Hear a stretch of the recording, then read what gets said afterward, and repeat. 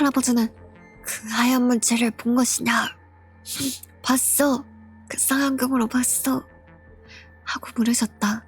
무언가 겁에 질린 혹은 역정이 나신 할아버지의 모습이 나는 아니 아직 하고 반쯤 울먹이며 대답했고 할아버지는 다행이다 하고 말씀하시며 안심한 모습으로 그 자리에 쓰러져 울었다.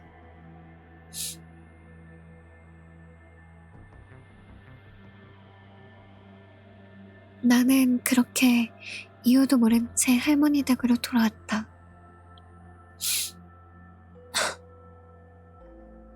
돌아오자 모두가 울고 있었다. 나 때문에? 아니다.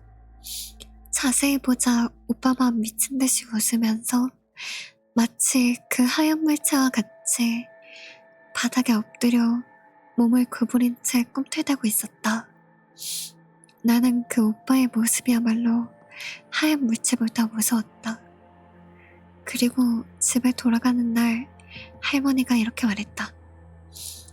오빠는 여기에 두고 놔두는 것이 살기 좋을 거다. 그쪽 도시는 험하고 그런 곳에선 며칠도 못 갈 게야. 우리 집에 놔두고 몇 년쯤이나 지나 논에 놓아주는 게 나을 게다. 나는 그 말을 듣고 큰 소리로 울부짖었다. 이제 더 이상의 예전의 오빠는 볼 수 없다. 내년에 할머니 댁에 다시 와 만난다 해도 그것은 더 이상 오빠가 아니다. 왜 이런 일이? 바로 얼마 전까지만 해도 사이좋게 놀았는데 무엇 때문에? 나는 필사적으로 눈물을 닦으며 차를 타고 할머니 댁을 떠났다.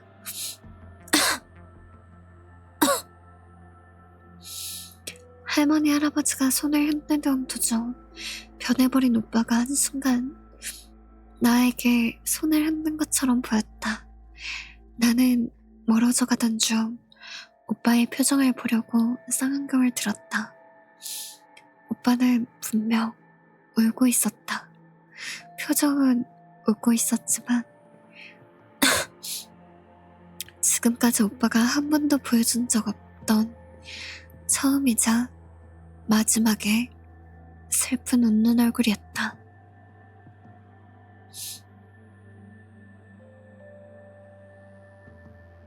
그리고 곧이어 골목을 돌아 더 이상의 오빠의 모습은 안 보이게 되었지만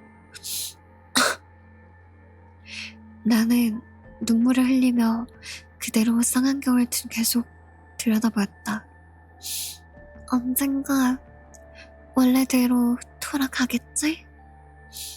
그렇게 생각하곤 오빠 원래의 모습을 그리면서 푸른 눈을 바라보았다.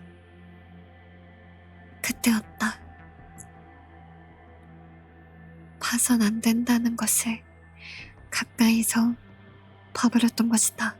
이 멍청한 놈. 아니 오빠가 저렇게 됐는데 왜 조심을 안 하지?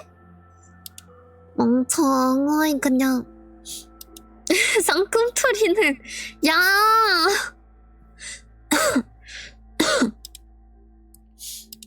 팔척 귀신?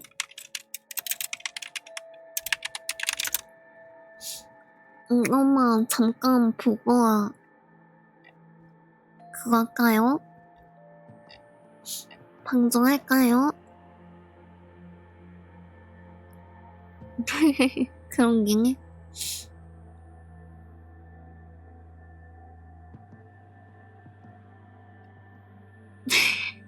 근데 공포 라디오 들으면은 심신이 안정되는 게 아니라 무서워지지 않아요?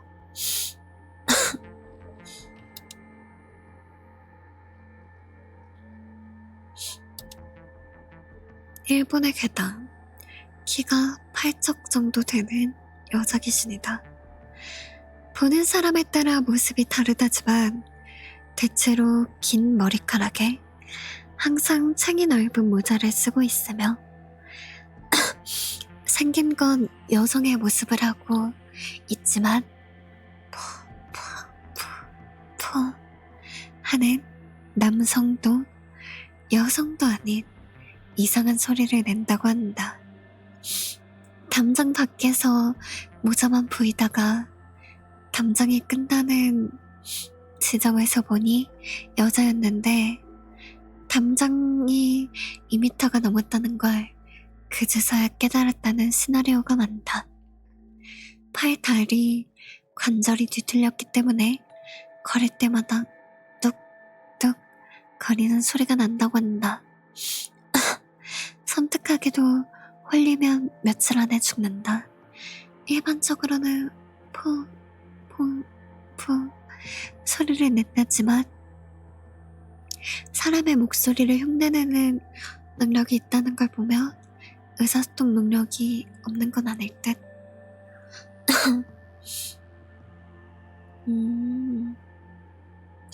오하요코라는 요괴가 팔척 귀신의 모티브로 추정된다는 이야기가 한국에 퍼져 있으나 근거 없는 낭설이다 라네요.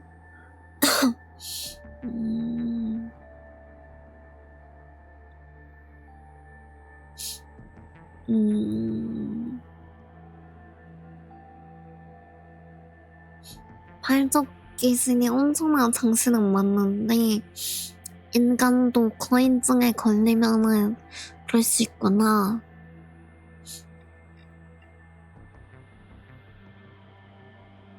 근데 괴담이 보고 싶은데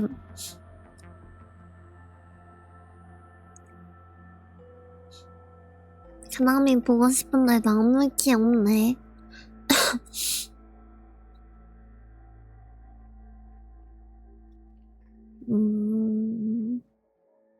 2차 통장? 2차 통장 뭔데? 싫어.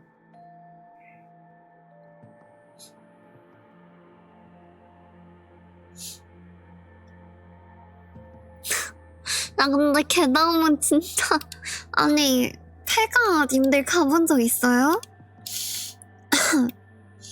나 근데 폐가는 무서워. 아니 근데 진짜 제가 막 귀신을 막 믿는다고 난 귀신을 믿어. 무섭잖아요. 아, 귀신 무서워.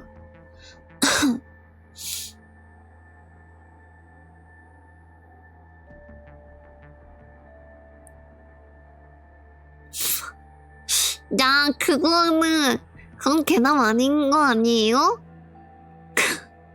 그건 괴담 아니잖아. 폐가 청소도 해봤다고? 혼자서? 나폴리탄 괴담이라고? 이게 왜 괴담이야?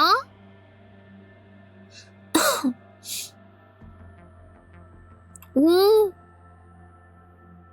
뭐야?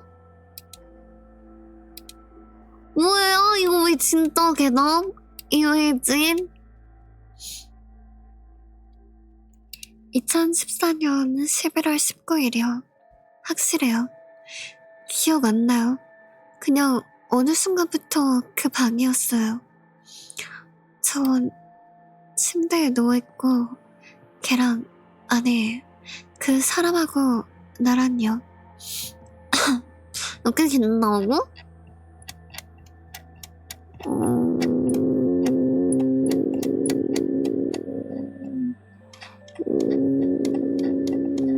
그렇게까지 긴 거 같진 않은데. 이거 읽고 딱 자러 가죠. 아유 벌써 잠들었나 보네. 처음에는 서로 깜짝 놀랐죠. 둘 다 출근하던 길이었거든요. 지하철에 탄 것까지는 기억나는데 저기요 키! 이 새끼야 키! 저 죽을래요? 너 손 좀 위험하게 타고 있어. 너 조심해. 뭐야 이 새끼가! 내 OBS로는 클립봇이 안 켜져 있어가지고 대충 블라인드로만 뜨거든요? 그래가지고 창을 봐야 돼.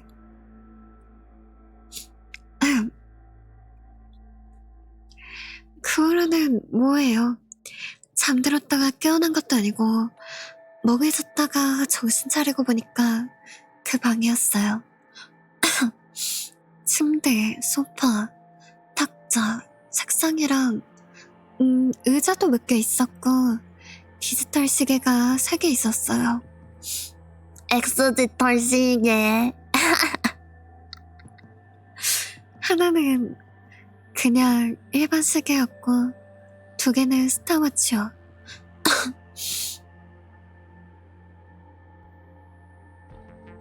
나는 되는데 넌 안 돼.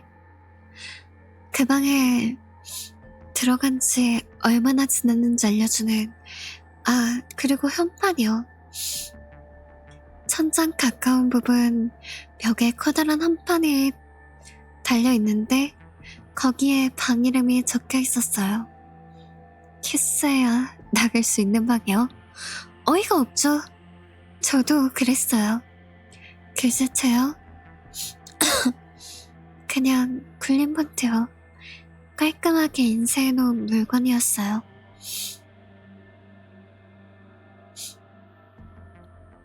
뭐가 하나 높지? 창문? 아니요, 하나도 없었어요.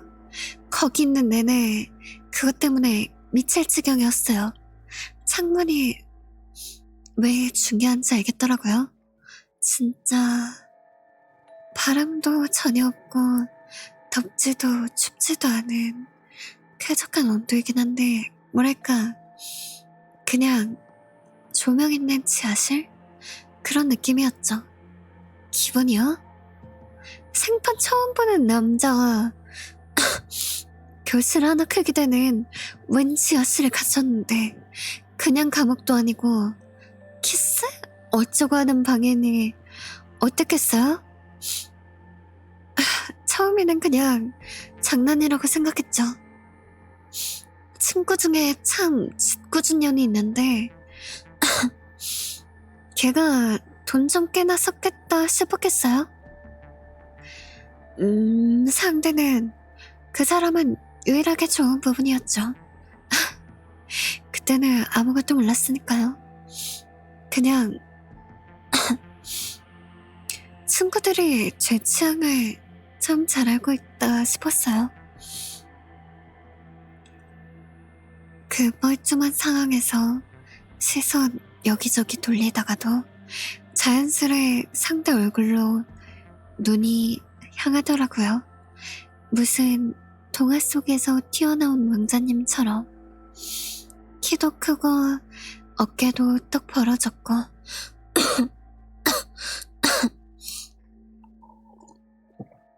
어떻겠냐?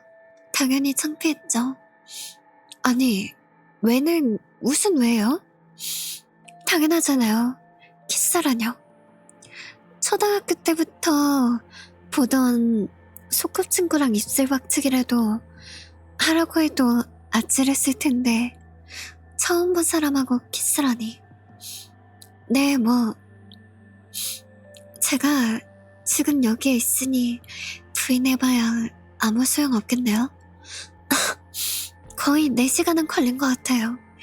서로 인사도 하고 자기소개도 하고 어쩌다가 함께 이런 방에 갇히게 됐을지 얘기하고 그 외에 범인으로 의심되는 친구에 대해 이야기도 했어요. 그러다가 방에서 나가는 방법으로 화제가 옮겨갔고 그냥 가볍게 이마에 입술 촉하는 걸 시도해봤죠. 보다 보면 안 부럽다고? 아니요, 아무 일도 안 일어났어요. 혹시 몰라서 볼에도 가볍게 해봤고 입술에도 쪽 해봤지만 별 의미 없었죠. 둘 다 얼굴이 너무 화끈거려서 나란히 두꺼운 철문만 쳐다보고 있었거든요. 그리고 둘이서 진짜 죽으림을 다해서 손잡이를 당겼는데 정말 꼼짝도 안 했어요. 그래서 키스의 정의에 대해 좀 더 진지한 대화를 나눴죠. 볼 아프다.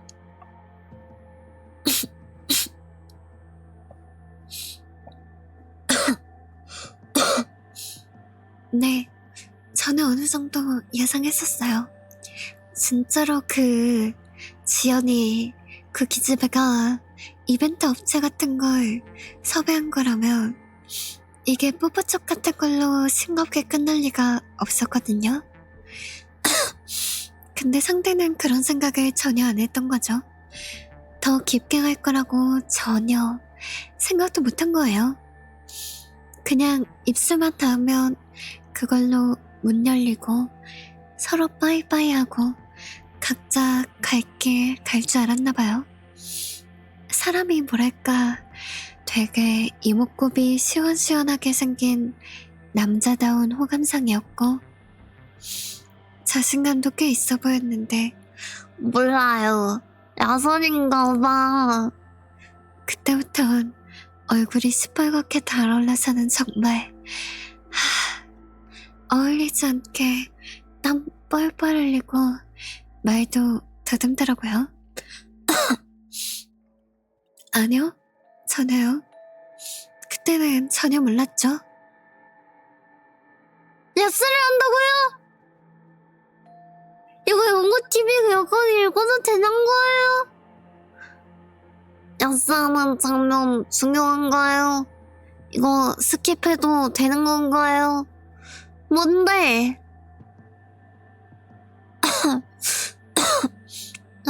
야스 중요한가? 어떻게 당연해? 안 오는 게 이상한 거라고? 우리 외눈박이 몇 명이야 그러면?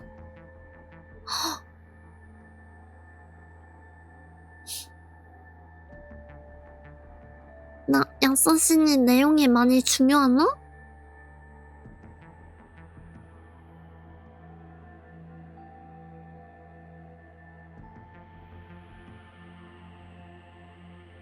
그래요? 오케이. 그때는 전혀 몰랐죠. 그냥 민망하면서도 좀 웃기는 추억 정도로 남을 줄 알았어요.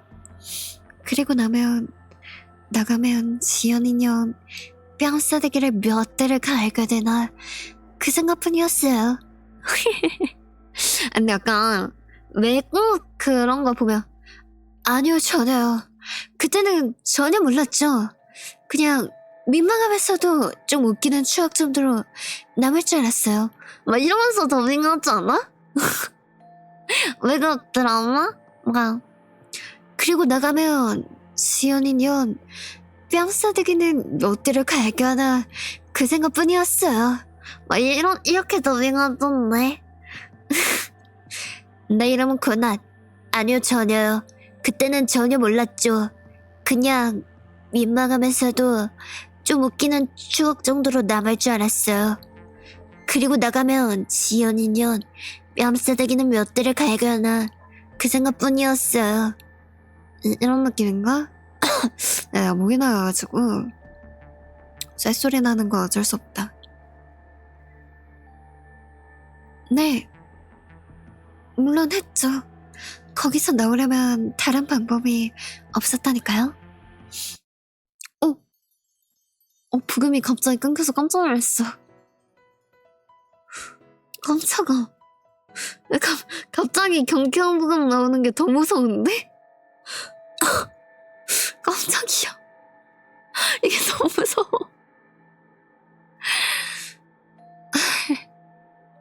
그 사람을 서툴렀죠? 진짜 의외죠? 저도 놀랐어요. 이런 얼굴을 다 알고 있으면서 이렇게밖에 못하나? 싶을 정도로 너무 대충 하는 거예요. 지금 내가 너무 역겨워서 이러나? 이 생각이 들었는데 되게 오래 하더라고요. 이만하면 됐는데 왜 입을 안 떼지? 한 몇 분 동안 계속 긴가민가 했어요. 그때 확신이 들었죠. 아, 내가 싫어서 이러는 게 아니라 그냥 할 줄 모르는 거구나. 피하지 않는 걸 보니까 얘도 나름 즐기고 있구나. 아니, 진짜로?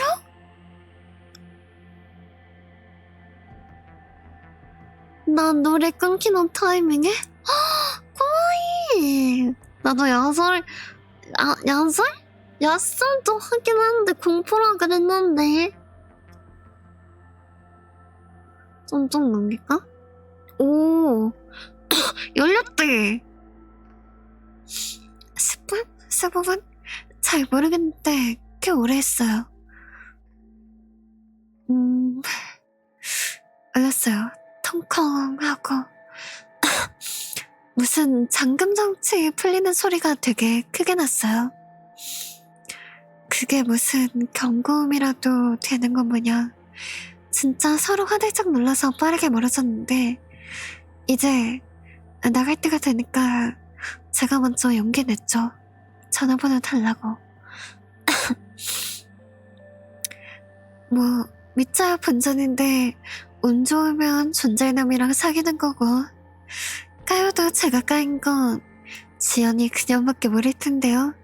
그러니까 그럴 거라고 생각했죠.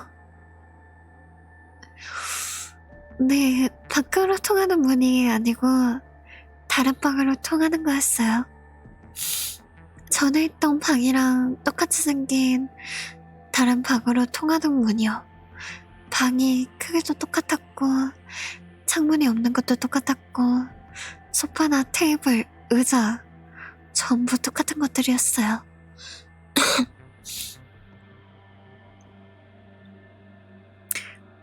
어떻겠냐? 완전 속은 기분, 함정에 빠진 기분이었죠.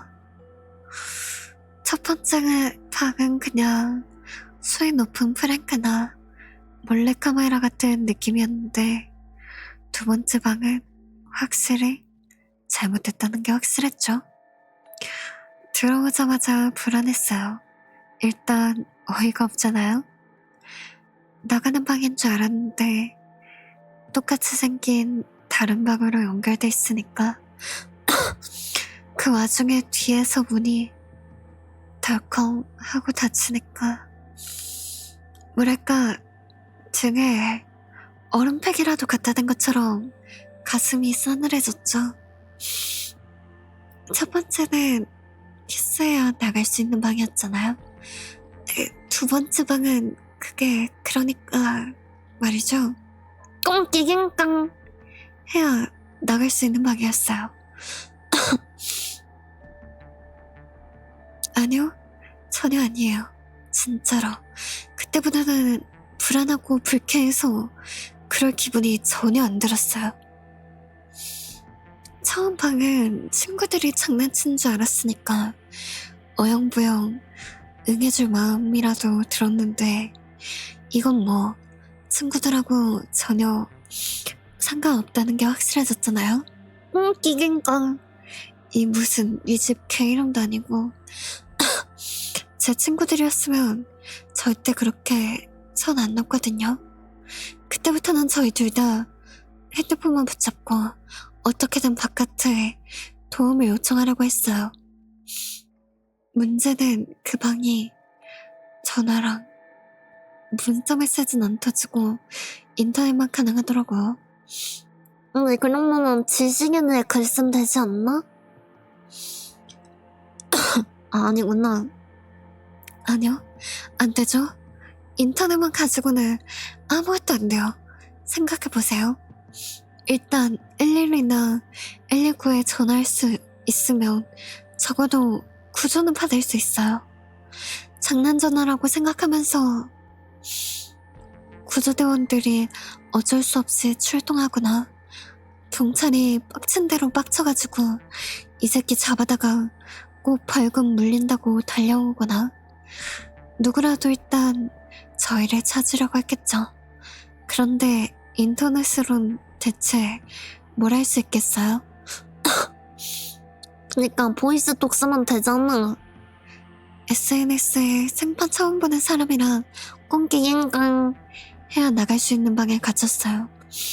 도와주세요. 라고 글이라도 올려요?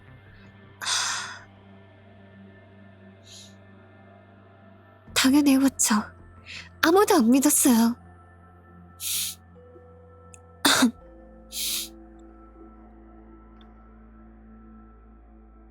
일단 보이스톡을 하면 말엔 뉘앙스라는 게 있으니까 진지하게 도움 요청할 수 있을 거라고 생각했거든요. 근데 저는 진짜 절박했는데 친구들은 내내 웃기만 했어요. 특히 지연이가 쪼갤 때, 아니 웃을 때 진짜 죽이고 싶더라고요. 이 미친년이 지금 누구는 급해 죽겠는데 아무튼 그랬어요. 소리도 지르고 울고 욕도 했는데 도무지 안 믿더라고요. 하나만 하였어요.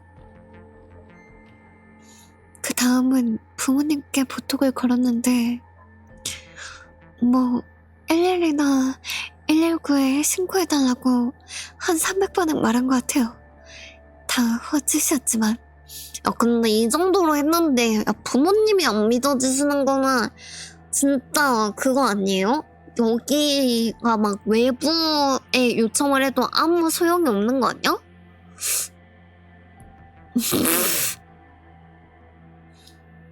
슬프니까요. 그래야겠죠? 3일 정도 걸렸어요. 네, 음식은 나와요. 조그만 승강기 같은 걸로 꼬박꼬박 음식 넣어주고 화장실이나 욕실도 딸려 있었어요. 그 승강기라는 게 사람이 들어갈 크기가 절대 안 돼요. 3일이나 지났는데 안 하고 뻑인 거 아니에요? 피자 한 판이 멀쩡하게 못 들어가서 조각조각 포개서 오는 그런 수준이었어요. 그럼 달리 어떡해요? 낑낑 하면 보내준다는데 한 판 하죠 하고 달려들어요? 그때부터 불안했다니까요. 네, 그런 삶이죠. 그거 안 왔나? 네. 어떻게 해도 나갈 순 없고 아니다 19를 걸자. 저 동지 먹을까봐 무서워가지고 그냥 19 걸었어요. 어떻게 해도 나갈 순 없고 핸드폰은 다 꺼졌고 남은 게 그거밖에 없었거든요. 첫 번째 방에서 문 열리는 조건이 뭐였는지 생각하면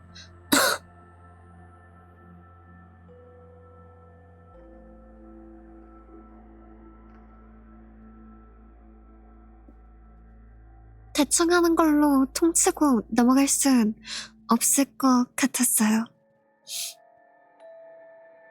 그래서 허공에 대고 피임기고 내놓으라고 몇 시간 동안 계속 왔었는데 웃기죠? 아니, 웃으셔도 돼요. 제가 생각해도 웃겨요.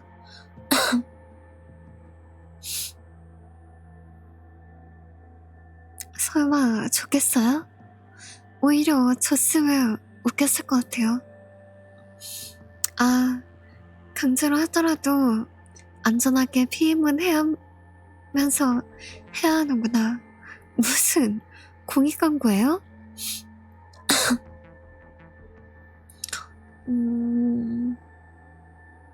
그보다는 미안해하는 것 같았어요. 하고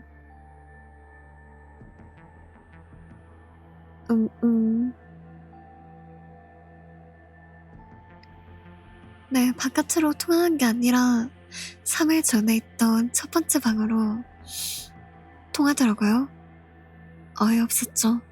허탈하고 울고 저기 죄송한데 암산 정도로 해주시겠어요?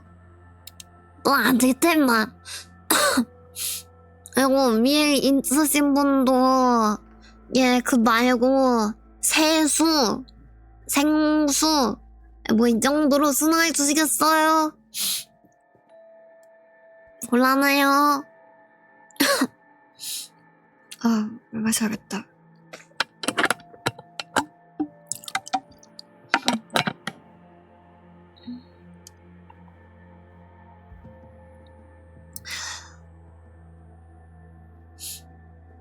한 번도 아니고 두 번이나 속았는데 세 번째 방.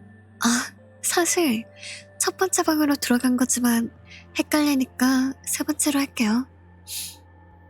제가 거기서 좀 많이 울었어요. 너무 분하고 짜증나고 핸드폰 배터리도 다 나갔으니까 그냥 바깥 세상하고는 완전히 단절된 채로 갇힌 거잖아요. 그러니 정상일 수가 없었죠. 그때 걔가 많이 의뢰해줬어요. 자기도 불안하면서. 그니까. 일주일 정도? 이제 그만 얘기하고 싶은데요. 아, 그러게요. 돈값은 해야죠. 아, 질문이 뭐였죠? 어떻게 안 좋은 날만 있었겠어요? 좋은 날도 있었죠. 행복한 날도 있었고. 하지만 중간에 어쨌건 감금 생활이었잖아요.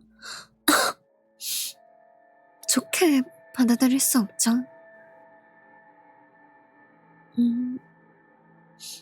생각하는 것만으로 속이 문드러지죠. 네. 네 번째 방은 세 번 해야 나갈 수 있는 방이었어요. 딱 하루 걸렸어요. 다음 방들은 얼마 만에 나왔는지 기억 안 나요.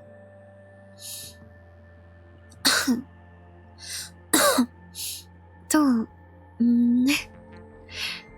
9번 하라는 방이 마지막이었으니까 10번째 방까지는 주구장창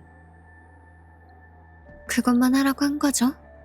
아마 CCTV 같은 걸로 녹화하지 않았을까요? 상상에 맡길게요.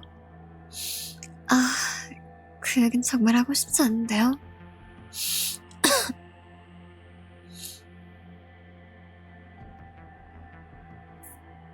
그럼 기본적으로 되게 배려심도 에스멀루님 안녕하세요. 많은 사람이고 저를 안심시키려고 노력을 엄청 많이 했어요. 서로 바깥 얘기할 때마다 제 얘기 되게 잘 들어주고 울고 싶을 때마다 귀신같이 알아채고 뒤에서 끌어안아줬어요.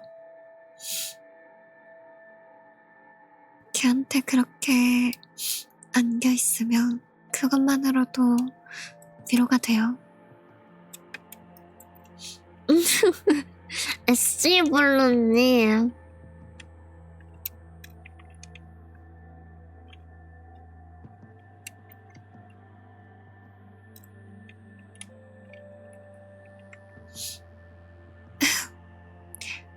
착한 거랑 점잖은 거랑 다르죠? 성격 좋은 건 맞는데 아재 개그를 너무 좋아했어요. 갑자기 뜬금없이 터져나오는 아무라 말이 안 나오네? 이건 당해봐야 돼요, 직접. 나 이게 약간 인터뷰식인가 본데? 제가 그런 대도 않는 개들을 좋아하지 않는 건 맞는데 그게 걔 단점은 아니죠. 걔한텐 단점이 없었어요. 왜냐면 저랑 그 바람 한 줄기 없는 방에 같이 있어줬던 것만으로도 세상에서 가장 완벽한 사람이었으니까요. 뭐 궁합도 좋았고요. 그건 좀 어이없는 질문인데요. 그런 사람하고 사랑에 빠지지 않는 방법이 있나요? 인터뷰하는 사람의 질문을 제가 대충 생각해 볼게요. 그런 사람을 다시 만날 수 있을 거라 생각하시나요? 아니요. 그런 사람은 다시 만날 수 없어요. 그래서 전 혼자서 쓸쓸하게 죽을 거예요. 그 외에 다른 일들도 있었나요? 그 외에 여러 가지 있었죠. 많았어요. 나름 좋은 것도 있었고, 재밌는 것도 있었고, 진짜 비인간적이고, 무서운, 잔인한 것도 있었죠.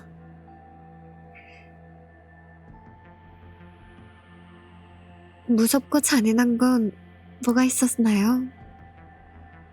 뺨을 때려야 나갈 수 있는 방이요. 그게 처음으로 마주한 무서운 방이에요. 제가 때리는 역할이었어요. 그 녀석 고집이 엄청났거든요. 자기 뺨을 때리거나 약하게 때리는 걸론 안 열리더라고요. 배를 걷어차야 나갈 수 있는 방. 이 방은 어떤 분이 하셨나요? 네, 그 녀석은 절대 저한테 그런 짓은... 아니요. 그냥 지금 계속 얘기할게요. 나중에 또 떠올리긴 싫어요.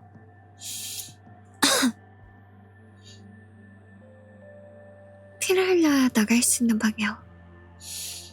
친절하게 얼만큼 흘려야 된다고 계란컵까지 넣어놨더라고요.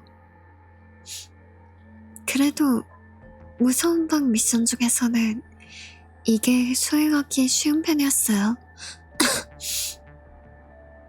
그냥 혈관에 삽감 박아서 피 좀 모으면 그만이거든요. 적어도 처음 몇 번은 그랬죠. 혹시 전공이 어떤 거셨나요? 제 전공은 프랑스어예요. 근데 간호사가 아니더라도 그 상황에서 달리 어쩌겠어요? 제가 문과지만 동맥은 절대 손상되면 안 되고 정맥이 파란색인 건 알고 있었거든요. 맞아요. 진짜 운이 좋았죠. 아니, 그게 운이 좋은 건가요? 그런 곳에 갇혔는데. 그 방을 여러 번 들어갔어요. 처음에는 50ml만 모으라고 하다가 나중에는 2리터짜리 들통을 넣어놨더라고요. 마지막에는 지혈할 기운도 없어서 제가 과다출혈로 갈 뻔한 적도 있어요. 자세히 기억 안 나요. 한 6번인가? 50ml, 100ml, 200ml. 그 다음에는 500ml, 1리터, 2리터 순서였던 것 같아요.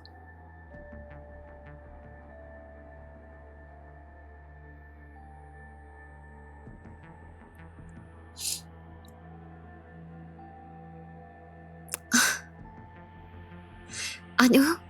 그렇게 가만 놔두지 않아요. 저희도 그 생각 당연히 해봤죠.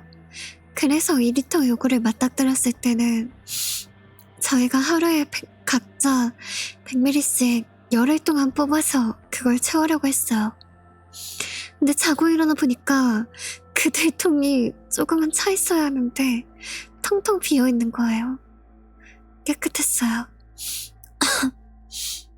절반 정도 익은 것 같은데? 괜찮아요. 다시 보기 올려줄게. 궁금하면은 보면 되겠다. 그것도 해봤죠. 근데 잠을 안 잘 수가 없어요. 피를 뽑았잖아요. 엄청 피곤하단 말이에요. 저희가 진짜 별짓을 다 했어요. 그 들통에서 피비린내 진동하는데 그걸 끌어안고 자기도 해보고 한 사람만 피를 뽑고 다른 사람은 불침번을 서기도 했는데 음식에 수면제가 들어있다는 걸 그때 알았어요. 대략 2달 정도요. 결국은 항복했죠. 제가 먼저 항복했어요.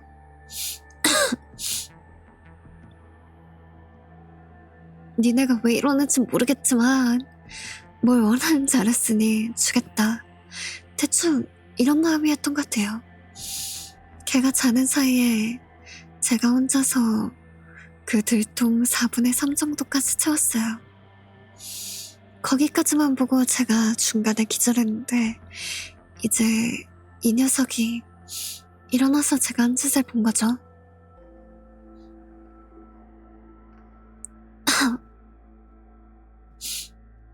걔가 저를 지혈하고 나머지를 채운 거죠. 그래서 저 일어난 다음에 걔가 처음으로 엄청나게 화를 냈어요. 목소리 그렇게 큰 줄 처음 알았죠. 아무 말도 못했어요. 가만히 듣고 있었죠. 제가 잘못한 게 맞으니까요. 뭐 한 사람 죽으면 다른 사람은 내보내준다는 보장이 있는 것도 아니고 제가 바보짓 한 게 맞아요. TV, 휴대폰, 책 아무것도 없는, 아니 나중에 가면 책은 주긴 했지만 뭐 아무튼 그런 방에 혼자 남는다는 생각만으로 충분히 미칠 수 있거든요. 제가 알죠. 저도 그런 상상 많이 했으니까. 그리고 그때쯤에는 서로 좋아한다는 걸 알고 있었어요. 반대로 걔가 그렇게 피를 많이 흘려서 죽을 수도 있는 상황까지 갔다면, 그래서 제가 혼자 남을 뻔했다면 저도 똑같이 화냈을 거예요. 아까 제가 말씀드렸잖아요. 그런 사람하고 사랑에 빠지지 않는 방법이 있냐고요. 네. 사랑했다고 생각해요. 그렇지 않고서야 무슨 수로 항상 그렇게 따뜻했겠어요? 몇 년 동안 갇혀 있었나 보네? 9분 하라는 반 이후에도 저희가 좀 자주 오붓한 시간을 보내긴 했죠. 처음 몇 년은 할 게 그것밖에 없기도 했고, 할 때는 일단 세상에 저희 둘밖에 없잖아요. 주변에 뭐가 결여되어 있는지 전혀 신경 쓸 필요도 없고 그냥 상대만 바라보고 기뻐하면 되니까. 못 찾은 거 아닐까? 창문도 없는 옷이라고 했고 휴대폰도 중간에 꺼져버렸으니까. 근데 마지막 GPS는 뜨지 않나? 그렇지 않아요?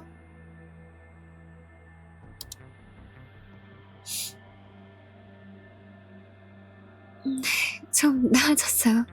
네, 할 수 있을 것 같아요. 해볼게요. 저도 다 기억을 못해요. 워낙 많아서. 무서운 방 중에 또 기억에 남는 게 그릇에 든 것을 전부 삼켜 나갈 수 있는 방이에요. 그릇에 든 게 앞장이었거든요. 8개요. 같이 했어요. 목이 찢어져서 죽어도 같이 죽는 게 그 방에 혼자 덩그러니 남는 것보단 낫거든요. 아니요, 그렇게까지 무모하진 않았죠. 식사로 나오는 것 중에 가끔 떡이 있어요. 떡이 굳으면 딱딱해지는 거 아시죠? 떡 굳은 걸 충분한 크기로 잘라서 거기에 앞장을 꽂았어요. 뾰족한 부분이 튀어나오지 않는 것까지 다 확인한 다음에 알약 먹는 것처럼 꽉꽉 삼키는 거죠. 그리고 바로 토했어요. 삼켜야 나갈 수 있다고 했지 먹어서 소화시키라고 하진 않았으니까요. 앞정을 갈 게 없어서 그렇지 않을까? 침대, 책상 이런 거밖에 없다며. 네, 문이 열리더라고요. 아니요, 제 아이디어가 아니에요. 걔가 생각하는 거예요. 오, 그런가? 그럼요. 거의 항상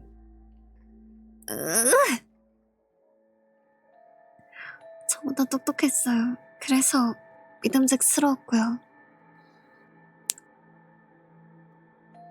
저도 물론 뭔가 하긴 했죠. 뼈가 부러져야 나갈 수 있는 방이요. 제가 희생했어요. 그래서 대폰 써왔어요.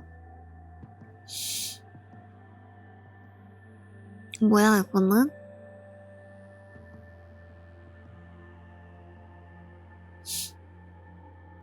아니요, 그때 이렇게 된 건 아니에요. 그때는 무사히 뼈가 붙었어요. 젓가락을 대고 있었죠? 아마 그게 없었다면 걔가 제 손에 그냥 식탁에 딱 붙여뒀을 거예요. 오, 48시간 동안 물을 마시지 않아야 나갈 수 있는 방. 일주일 동안 손을 쓰지 않아야 나갈 수 있는 방. 와우.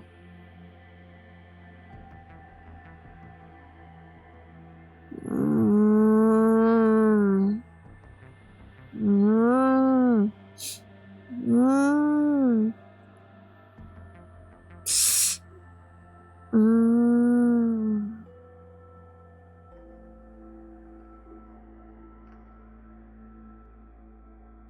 너, 무슨 말이니? 아, 네, 뭐 입이랑 발로 해결되는 일이 있고 해결이 안 되는 일이 있죠. 화장실에서 볼일 보고 뒷처리하는 게 대표적인 해결 안 되는 일 중 하나예요. 그때 녀석이랑 볼 거 다 봤죠. 와, 언니, 근데 손 못 쓰는 방은 좀 힘들긴 하겠다. 그게 그때는 무사히 뼈가 붙었는데 그 다음은 손가락 2개를 잘라야 나갈 수 있는 방에 들어갔어요. 아니요, 바로는 아니고 다른 방 몇 개를 더 거친 후에요. 도미노를 세워야 나갈 수 있는 방이랑 술래잡기를 해야 나갈 수 있는 방, 가위바위보에서 연속으로 8번 비겨야 나갈 수 있는 방, 다음에 한 달 동안 침묵해야 나갈 수 있는 방, 한 달 동안 급력해야 나갈 수 있는 방, 또 몇 개가 더 있었던 것 같은데 지금 생각해보니 다 좋은 방이네요. 네, 일정 기간 동안 계속 수행해야 하는 미션을 주는 방들이 꽤 많아요. 당연히 그때도 한 달을 더 채웠죠. 그만하면 좋은 방이죠. 무서운 방은 실패했을 때 리스크가 정말 무서울 정도로 큰 곳이군요. 큰 곳이고요. 맞아요. 안 하면 그만이긴 한데 안 하고 있으면 어쩌겠어요? 가만히 앉아있으면 그냥 평생 갇히는 것밖에 안 되는 반면에 미션이라도 성공하면 다음 방에는 뭔가 새로운 게 나타날지 모르잖아요. 운 좋으면 실마리 같은 거라도 얻어서 나갈 수 있을지도 모르고요. 그러니 아무리 위험해도 할 수밖에 없었죠.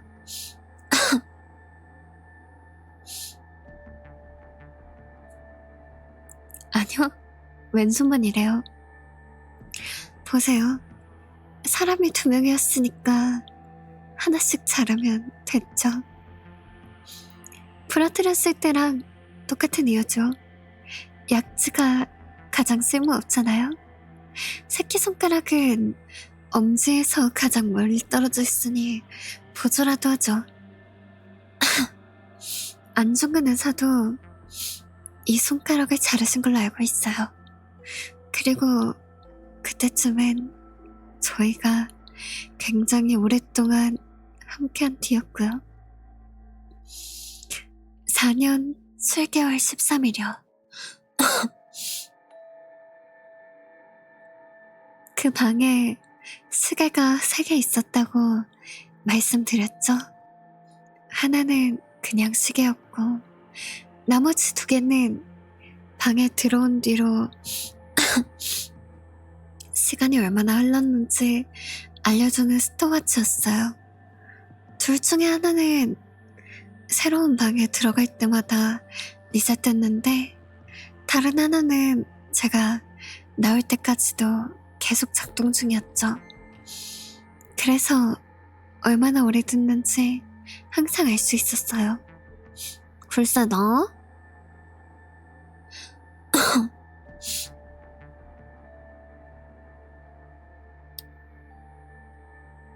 무슨 사건이냐면요. 저희 결혼 반지가 이 손가락이거든요.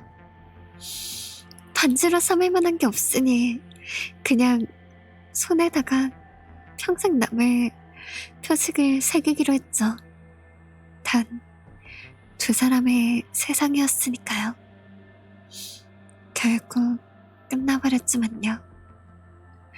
혼인신고는 못했어도 결혼이 맞다고 생각해요. 증인이 없긴요? 설마 하니 그 방이 혼자 돌아가는 물건이었겠어요? 저희를 위해 음식을 만드는 사람, 그걸 승강장으로 올려보내는 사람, 조건 달성하는지 감시하는 사람, 달성하면 문 열어주는 사람, 잘 때 몰래 들어와서 피 쏟아놓은 들통 치우는 사람, 책 가져다 주는 사람까지 얼마나 많았는데요? 그 사람들이 다 증인이에요. 확인한 적은 없지만 사람이 아니면 누가 그런 걸 했겠어요? 그건 아니죠. 다 죽여버리고 싶죠. 저 방에 연구 땅이랑 갇히고 싶다. 으흐흐. 홈체는 고맙습니다. 갇혔으면 난 이미 너 죽였어, 임마. 죽고 그냥 같이 죽으려고. 네. 처음에는 책이 없었는데 그 후 무서운 방 미션을 완수하면 책이 한 권씩 왔어요. 음식이랑 같이요. 처음에는 아무 책이나 오다가 나중에는 저희가 원하는 책 제목을 써서 보냈죠. 근데 이게 사랑하는 사람이랑 갇힌 것도 아니고 생판 그 뭐지? 그 뭐냐 남이면은 좀 무섭긴 하겠다.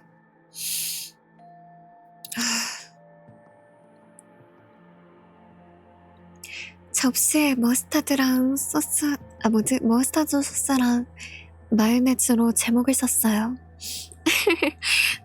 고마워요. 근데 처음으로 갇힌다 해도 무서울 것 같으네. 진짜 무서울 것 같은데 언제 돌변할지도 모르잖아.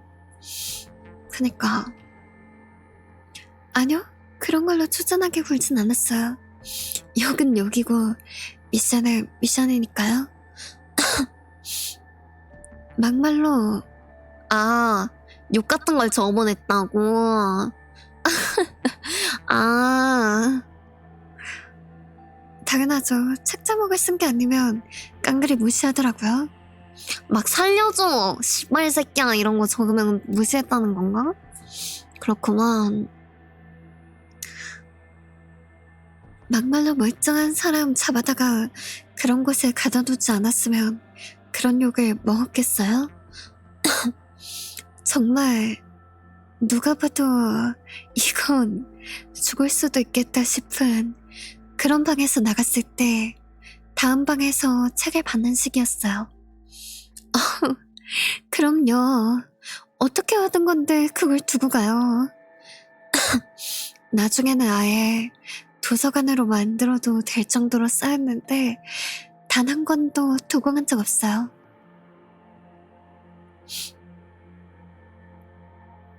간단해요. 문 열리면 그 앞에 앉아서 책부터 죄다 던져놓은 다음에 마지막에 저희가 건너가는 거죠. 여러 가지 방법 다 시도한 끝에 제일 나은 거 고른 거예요. 처음에는 각자 읽었던 책을 상대한테 보여주려고 주문했어요. 책 제목을 정확히 알아야 하거든요. 근데 책들 맨 앞장이나 뒷장 같은 데 보면 같은 출판사에서 나온 책 목록을 적어놓거나 작가 이력을 적어두잖아요. 그걸로 처음 보는 책들도 주문했죠. 그런 적도 있어요.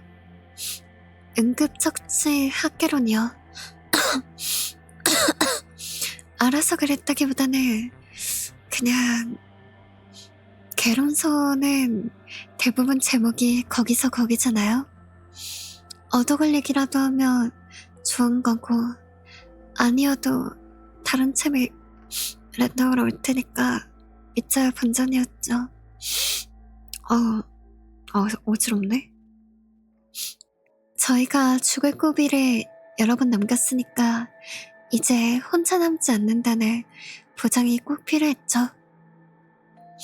근데 그렇다고 복잡한 이론 같은 거 담긴 의학서적이 와봐야 저희가 이해할 수 있을 리가 없잖아요.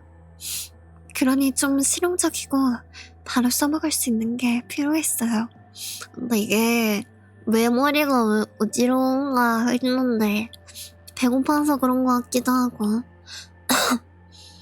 재미로 읽을 책, 소설책, 만화책이랑 패션, 잡지 같은 거요. 그리고 저는 따로 요리책도 모았고 걔는 역사책을 좋아했어요. 시간만 때운 건 아니고요. 언젠가는 나갈 수 있을 거라고 생각했기 때문에 저는 통역이랑 번역도 계속 공부했고 이 녀석은 행정학을 공부했죠. 13,153권이요. 네, 정확히 기억해요. 그곳에 갇혀있던 시간을 거의 4분의 3을 마지막 방에서 보냈거든요. 그렇네. 죽을 뻔한 엄청 위험한 방에서만 책 줬다며. 어? 어? 어? 눈치챘어요? 얼마나 걸렸을 것 같아요? 그것보다 길어요. 그것보다 더 길어요. 더 비슷해요. 198년 4개월 6일이요. 거의 200년이죠? 지금이 언젠지 아시나요? 하는 질문에 얘기한 것 같은데 2014년 11월 20일이요.